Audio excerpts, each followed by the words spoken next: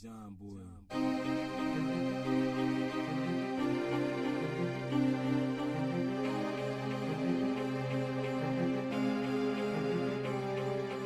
Lessons from the screen, what we mean is we go through different documentaries to tell you what they gon' do. Give you our lessons, give them our blessings. If they trash, we tell you there is no second guessing. Knowledge is power, but time is precious. And we're here to keep you from them lessons. So sit back as we groove, giving you the review, so you only spend time on the docs that you need to. Welcome back to another episode of Lessons from the Screen, the show where we give you a review of whether or not any kind of information that you can get from any kind of screen is worth your time. We waste our time and our energy and our brain power so that you don't have to. You're welcome. Lessons from the Screen is sponsored by PAC-Sync, a black activist advocacy and think tank with the purpose of increasing the quality of life for black people in America through education, economics, and a culture shift. Check them out at www.pactsinc.org, pacsync.org. And leave a donation, become a member, volunteer, whatever floats your boat or finds your lost remote. Today, on Lessons from the Screen, we will be taking a look at the CBO long-term budget outlook. What does it say? What does it mean? Who does it? Why should we care? What should we do? And many more questions. We're going to try to touch on most of these. You know, we like to keep these things short, but we're going to try to touch on most of these and a few more in our allotted time. Amidst everything else going on today and this past week, you know, there was a shooting in Annapolis. We know he's white because he's alive. After the cops apprehended him, the Supreme Court justice, all of this stuff going on, is real easy to overlook reports like this. But this report is pretty significant. It says a lot, and we should definitely analyze what it means. After you finish listening to this show, you should definitely head to the website. Let us know what you think. The report will be up on the website. Read it. Tell us what you think. Should we care? Is it significant? What do you think we should do? Should we do anything at all? In this episode of Lessons from the Screen, we will be talking about the CBO 2018 Long-Term Budget Outlook Report. The Congressional Budget Office was created by the Congressional Budget and Impoundment Control Act of 1974 and was intended to be a nonpartisan agency that produces independent analysis of budgetary and economic issues to support the congressional budget process. So they're intended to look at the numbers, analyze the data, and give Congress something that they can chew on and understand to make their decisions with. Now, and that's all according to their mission statement. Not the paraphrasing I did, that's according to me. But all of that fancy stuff I used before with all that jargon, that's according to them. So every year, the agency releases reports and predictions on the economy and the debt, while also providing cost estimates for proposed legislation.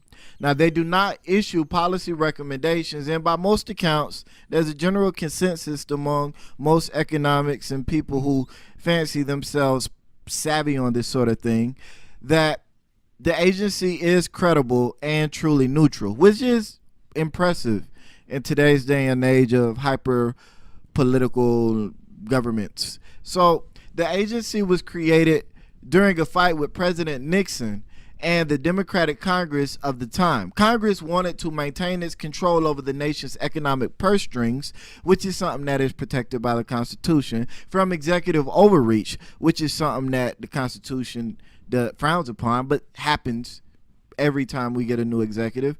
And basically, the CBO was created to give Congress a better economic understanding of policy and budgets, as well as lessening their reliance on the Office of Management and Budget, the OMB, which falls under the executive branch and answers directly to the president.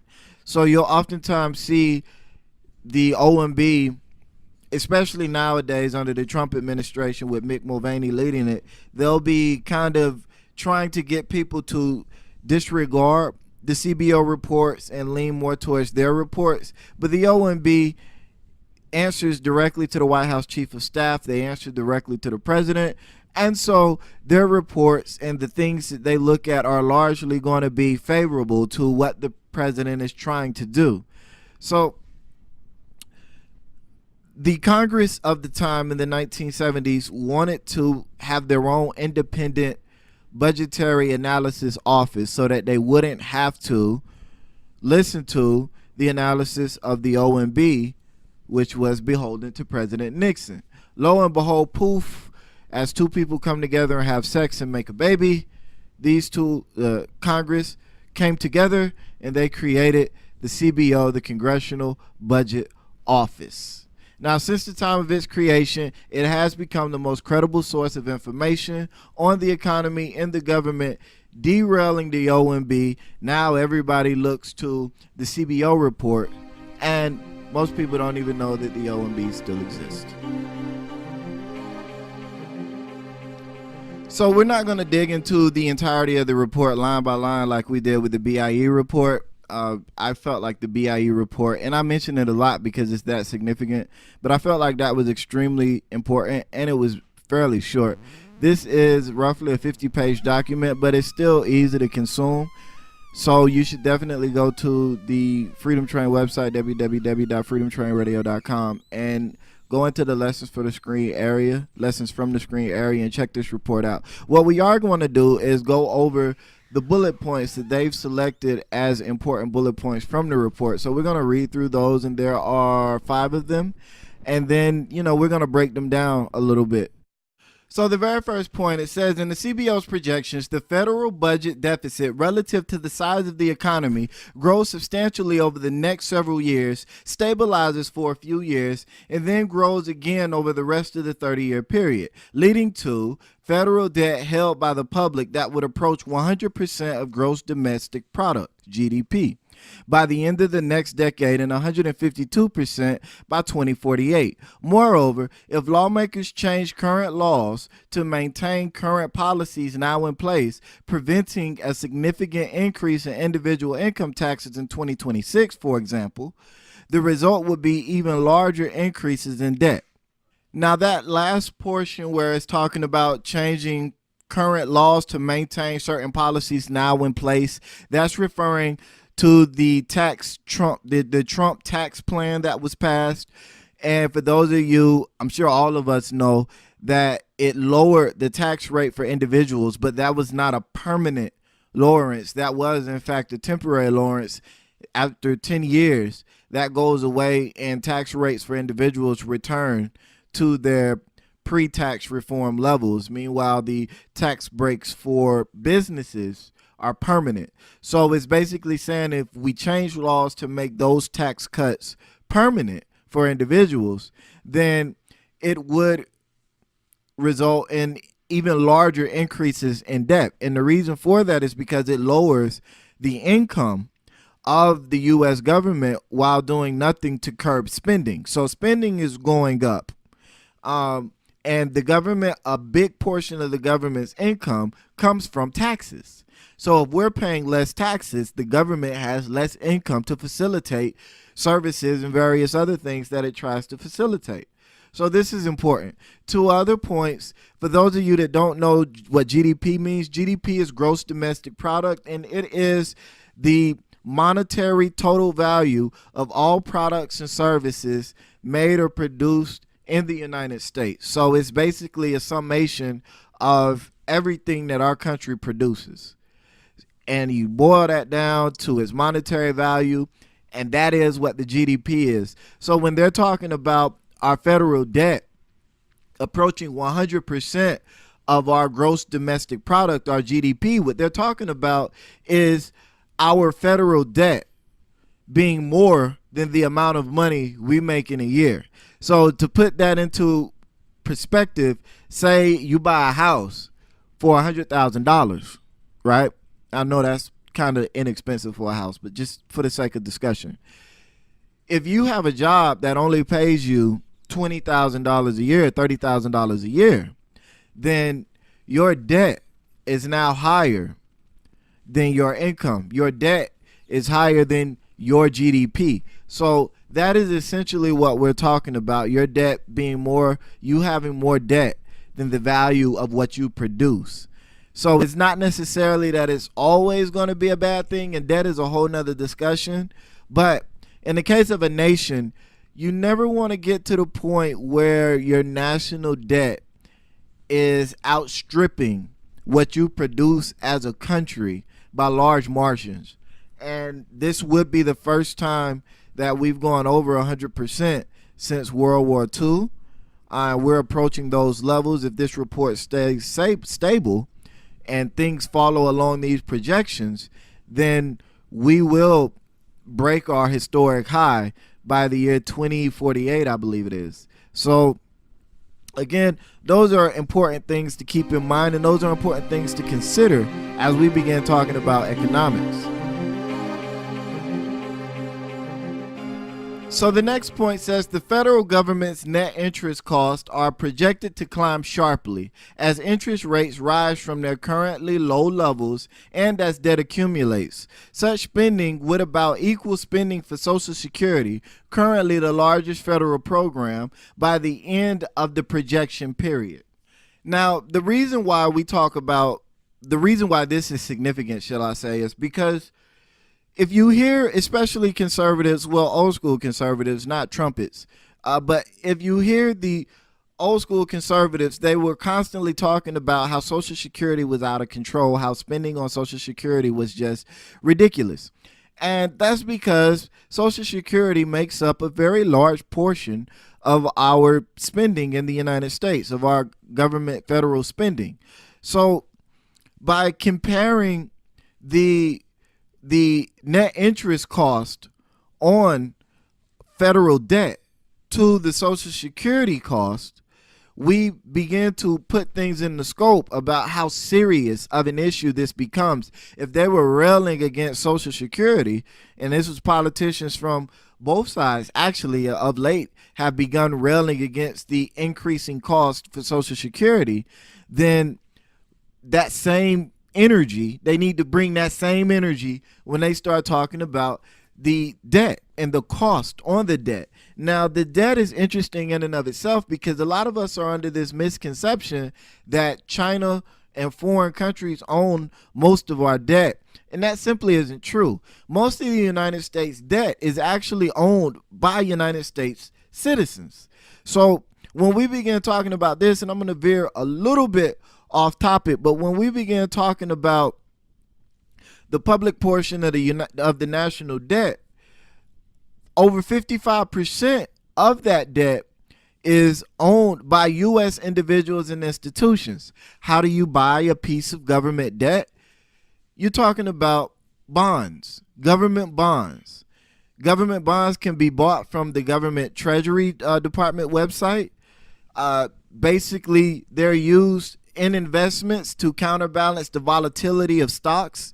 So when the stock market is being very volatile and is moving all crazy and you're unsure, you typically move your money into bonds because bonds are more stable. And when you buy a bond, you're buying a portion of government debt. Now, when the stock market stabilizes and things are going good or it's increasing rapidly, you move your money out of bonds and into the stock market for the increased yield or the increased production, the increased value that you get from your dollars.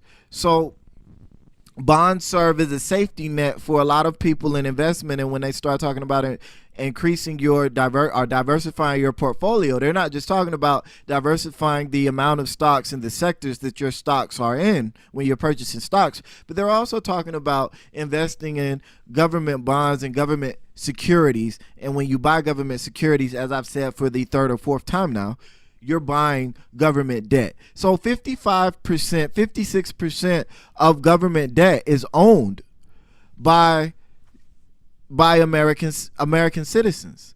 So that's something to be remembered. Now, when we go into the next portion of who owns the national debt, you begin to look at foreign nations. Now, China and Hong Kong only own about 10% of our national debt. Okay? They only own about 10%. Japan owns about 8%, and all the other foreign nations own about 25%. So the large majority of the debt is held by the American people in the forms of government bonds and government securities. So this is when they start talking about the interest rate on that debt. The interest rate on that debt is the interest rate that is set by the Federal Exchange. So the rate that they set in terms of lending money and borrowing money, the interest rate that they're setting is the interest rate that a lot of government bonds are going to be paying out to the people that own them. So just to sum it all up, I know it's a tad off subject. When the government needs money, it creates bonds, government securities. It then offers those government securities through its marketplaces on the government websites. Individual taxpayers as well as foreign nations can then buy those securities, and they're in essence buying government debt, federal debt. And then they receive interest rate on that debt for as long as they have it or until the bond fully matures, at which point they get paid out whatever they're due. So that's kind of how this whole debt thing works.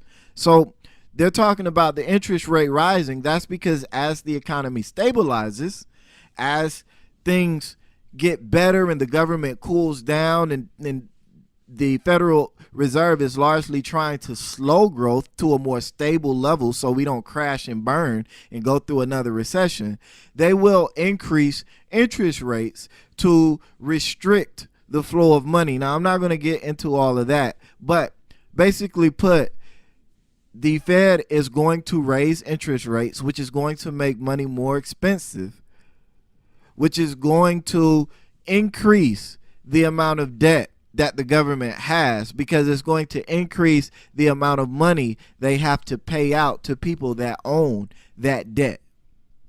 So that's what this portion is talking about. So to sum all that up, is basically saying that the interest rates on the national debt are expected to climb sharply from their currently low levels, and they're low because we were still trying to recover from the Great Recession.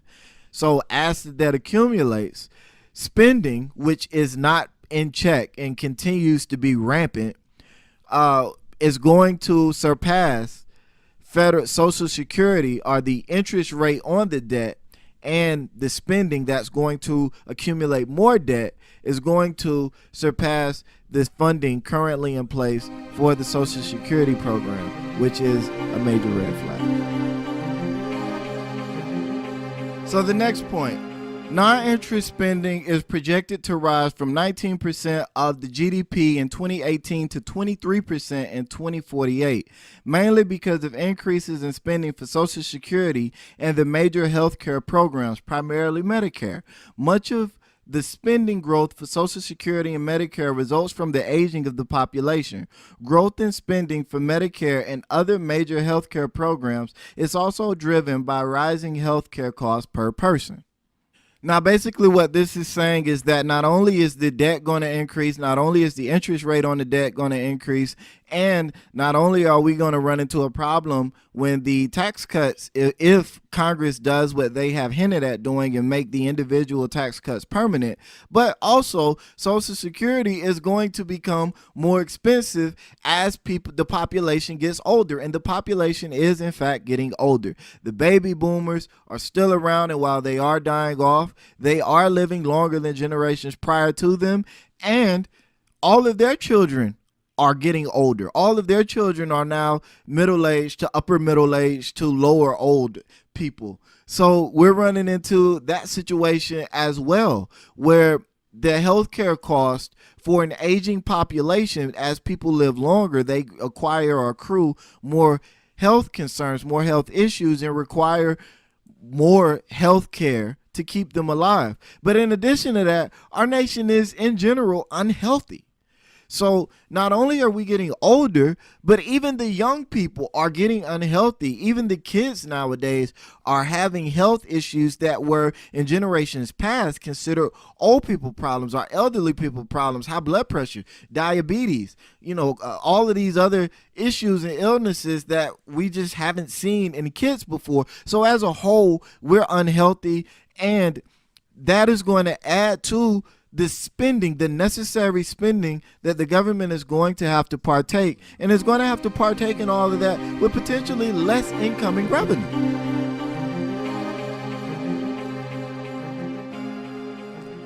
Now, the next point says revenues, in contrast, are projected to be roughly flat over the next few years relative to GDP, rise slowly, and then jump in 2026. Thereafter, revenues would continue to rise relative to the size of the economy, although they would not keep pace with growth in spending. The projected growth in revenues is largely attributable to increases in individual income tax receipts.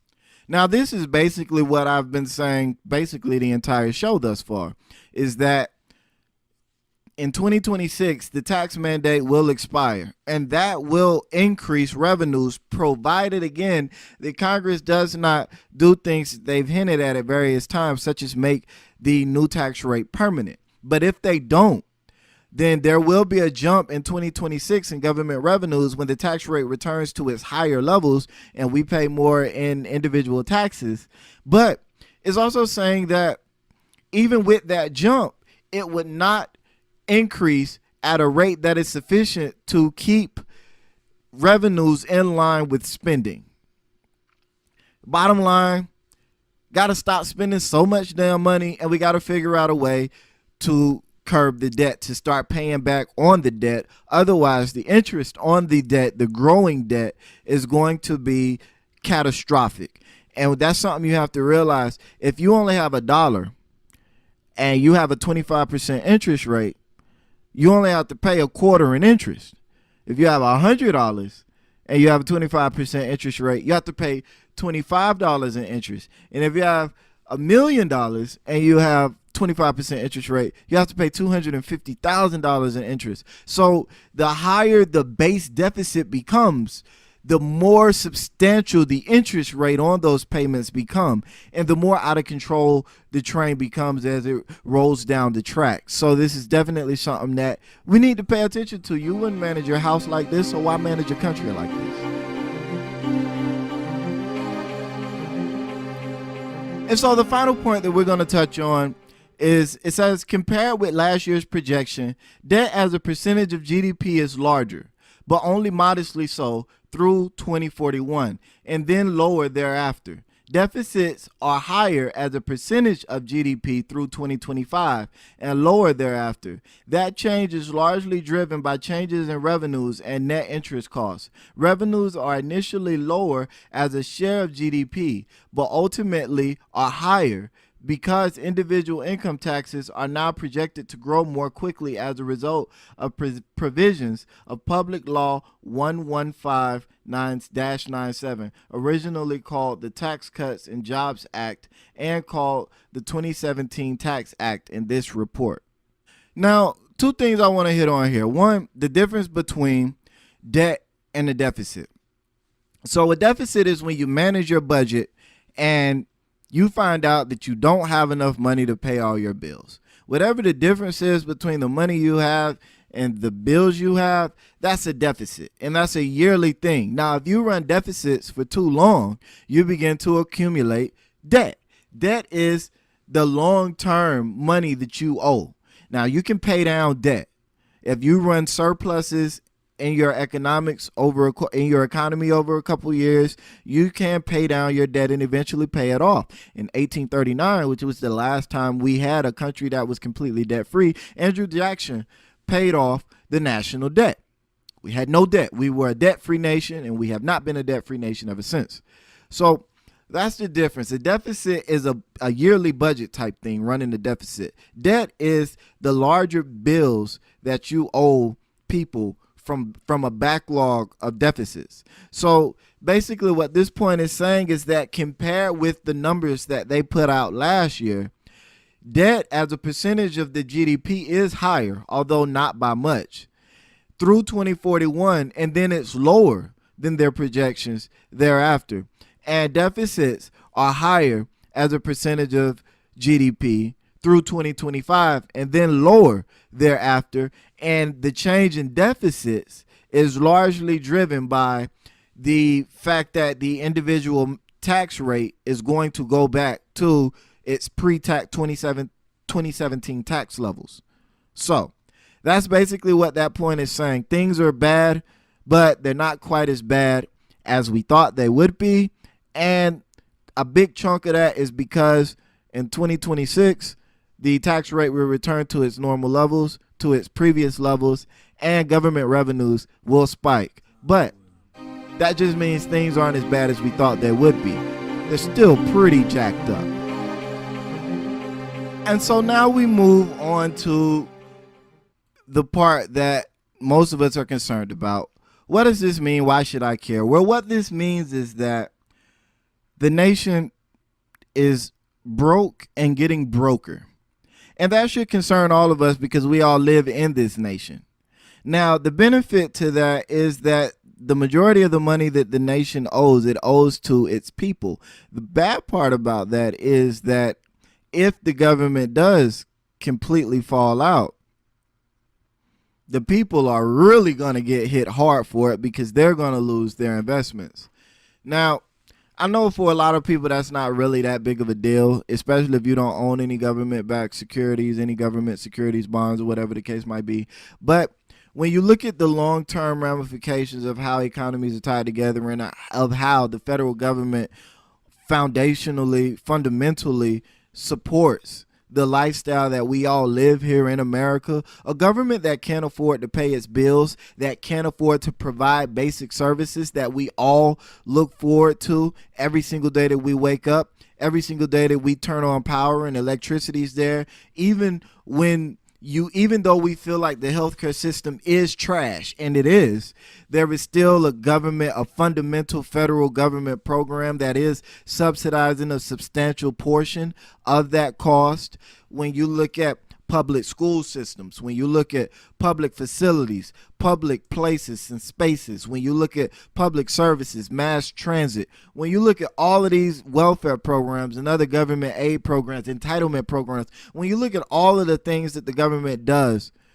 for us, a government that can't afford to pay its bills becomes a problem, and especially so for black people who are overly represented in terms of government employee service, in terms of being government employees, and in terms of being utilizing government aid programs. Now, we all know that there are more white people on government aid than black people, but as purely a percentage of population, we as a percentage utilize government programs more than other people do.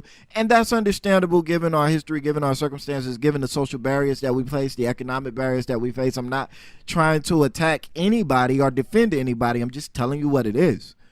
So this is something we all should look forward to, and it should be an even bigger push to get us to really begin to look at how we can take more control of the economic situations in our communities, as I did the show not too long ago on the Road to Zero that talked about how the black community is rapidly approaching this place of zero net wealth. This report shows that a black community in zero net wealth and a government that is for the most part broke and bankrupt, like, that's where we get to the point of no hope, the point of no return. And that's something that we should all be extremely concerned about. So definitely check out this report. Again, I don't want to give you all the answers. I don't want to give you my complete thoughts. I don't want to break it all the way down for you because I want you to do some of your own thinking, to do some of your own critical analysis, some of your own reviewing, and let me know what you think of the show. Let me know what you think of the report. Let me know what you think can be done. Go to the website, www.freedomtrainradio.com. Click on the lessons from the screen tab. Scroll all the way down to documents. You will see this show on the CBO long-term 2018 report, and let me know what you think. This has been Lessons from the Screen. I appreciate you tuning in, and I will see you next week for another episode of Lessons from the Screen. What we mean is we go through different documentaries to tell you what they gon' do. Give you our lessons, give them our blessings. If they trash, we tell you there is no second guessing. Knowledge is power, but time is precious. And we're here to keep you running with lessons. So sit back as we groove, giving you the review, so you only spend time on the dots that you need to. Once again, I want to thank you for tuning in to Lessons from the Screen. Lessons from the Screen is brought to you by Pax Inc. through the Freedom Train Network. You can find us on www.freedomtrainradio.com or on iTunes, Google Play Music, or Stitcher, be sure to head to one of those places and leave us a review, and then be sure to head back to the website to let us know what you think about the show and communicate with us. Also, be sure to head to www.packsync.org and show some love and support for our sponsors. PackSync is doing big things in the community and trying to do more, always trying to do more. So be sure to head to the website. That's www.packsinc.org. Donate, volunteer, become a member, talk about it, whatever. They can use your support. And once again, they are doing great things in the community. And as always, Lessons from the Screen has a frame of reference and perspective that is aligned with that of the black community. The things that we look at, whether it be on the Trending Tuesday or the regular Lessons from the Screen show, will always be looked at from the black perspective. So keep that in mind, because we need more minds shaped into that perspective and trying to do things that we need done for ourselves. So with that in mind, again, thank you guys for listening in. Remember to tune into the Freedom Train Radio. We have the app that's available that you can get from the website. It's in the Google Play Store. Sorry, it's not available on iTunes yet. We have the live internet radio, and we have more shows coming up. Thank you, thank you, thank you. And I will see you guys on Thursday for the next episode of Lessons from the Screen.